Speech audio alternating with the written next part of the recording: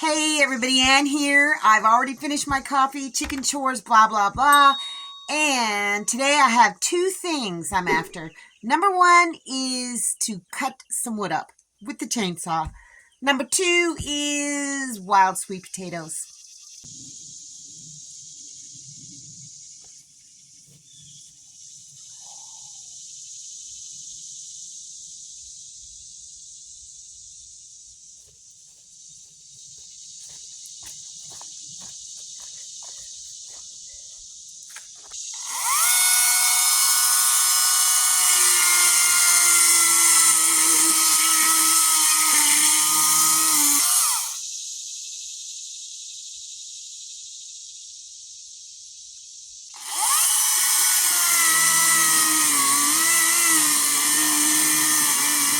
This chainsaw, it's got full battery, but it's just not big enough to handle that big log. So I know Mr. Lucas across the street has a big chainsaw.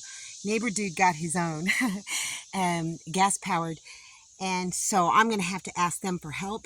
But I think there's some other pieces that I can get cut down.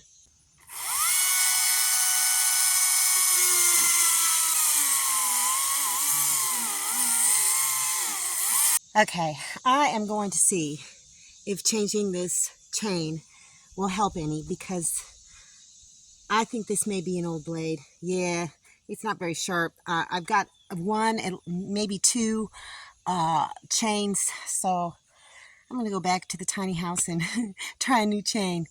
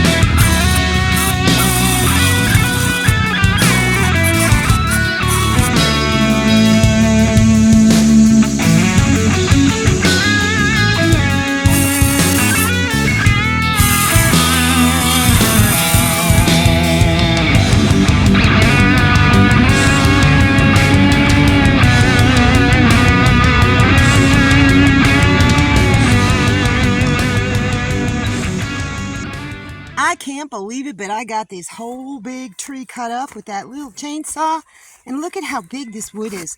Look at, I mean, it is really big. So I really just wanted to get it out of the way so I could mow that part. I don't know if I'm going to mow today because I'm kind of beat. I may cut up, I may cut up some of that, but you get the idea. That chainsaw right there, that 16-inch blade, electric, cordless electric, cut up this big, huge pile. So that's awesome. Oh, and I got some stuff for the chickens. The big one got away, but I've got plenty of others. There's grubs, there's worms, beetles, snails. They'll eat it all up. I got a bit of the top of it cut up. This is pretty rotten. You can tell the woodpeckers have been going to town on it. It'll still burn, probably more like kindling wood, but I think this is all I'm going to do of this tree today. There's another one in the shade that I might try and tackle. I need a break though. Now it's time for me to see if I can find some wild sweet potatoes. Yeah, I see some right here already. See those with the white flowers? They like open up at nighttime and close up during the day. These are wild sweet potatoes. These are the little leaves.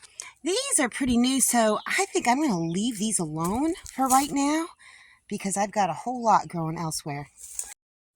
I've got a nice patch of them growing here, so I just need to find out where the vine starts, where it ends. There's lots of the leaves. See these heart-shaped leaves? They go all the way kind of back into there. So I'm just going to find a spot and start digging. Okay, I found the end of the vine, and that's the end of the vine. And I'm going along, and in numerous places, it's kind of attached itself to the earth.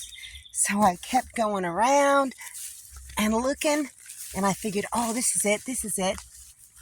But no, it keeps going, and it's attached itself to the ground here and here. And I think that this is the main spot. So I think I'm just going to dig down here and leave the rest of it, because I'm thinking that it'll continue to grow and spread where it's like kind of attached itself to the ground. I got to remember not to mow over this. Yep, I'll probably forget. But that's okay, I've got it growing all over the place. Well, I dug down as deep as I could. And I have a feeling to get to the main root, I'm going to have to dig down a lot further. Because, oh, here's a nice piece right here. Yeah. All right, let me get this out. There we go. That's a pretty nice sized piece. And I think I'm going to go and try and find one more. I've got another nice one here. This is the end of the plant. The flowers are all closed. And it goes to here. It does go down in the ground there. And it keeps traveling all the way over to here, all the way down there. You know what? I'm going to leave this one. I think I got enough to make for dinner tonight, because I'm going to put it with some other stuff. I know I've got this growing other places, but it's really most flavorful when you pick it in the winter. So I'll come back and mark these vines and come back in the winter and see if I can find some nice big roots. I think the first thing I'm going to do is just soak it really well, get as much of the dirt off as possible, and then I'm going to have to boil it a couple times, change the water, and it helps remove bitterness. And then I'll probably wait till then to peel it. I don't know if I'll keep this part. I think I dug into it with the shovel. I may just take, any of the yucky looking parts off. But for now, we're just going to let this soak.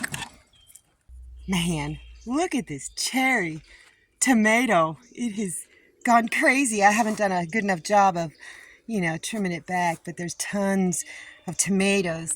These are the originals. They're starting to go ripe. I wish they were ripe for tonight, but they're not, so I'll have to wait. I got sidetracked doing some stuff around here and there and everywhere, mostly involving herbs and drying them out. Anyhow, I just came inside to take a little break, and I think this video's gotten long enough, but I will show you what I do with that sweet potato root in tomorrow's video, because I'm going to cook it up tonight for dinner. Anyhow, that's all I got for you guys today. See you in the next video. Thanks for watching, everybody. I hope you enjoyed the video. Make sure you like, subscribe, hit the bell, and y'all have a good one.